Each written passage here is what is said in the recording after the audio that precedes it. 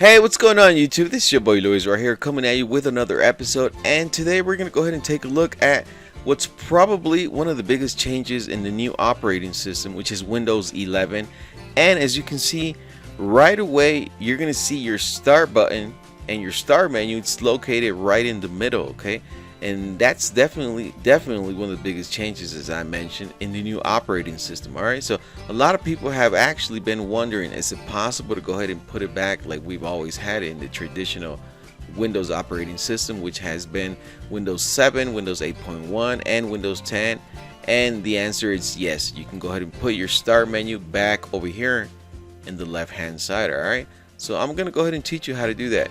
You're gonna go ahead and click on your start button. You're going to come over here to settings.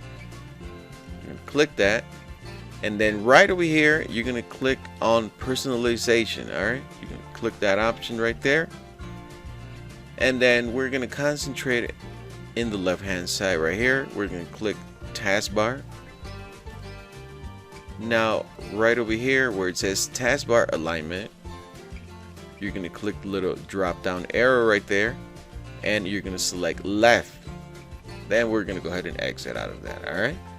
Now, as you can see, your start button as well as your start menu, it's located back how we used to have it. All right, in the left hand side, and that's the way you change it. Very easy, straightforward. Okay, so thanks a lot for checking out my channel. Go ahead and please ask you to go ahead and like and subscribe, and I'll see you here in another tutorial.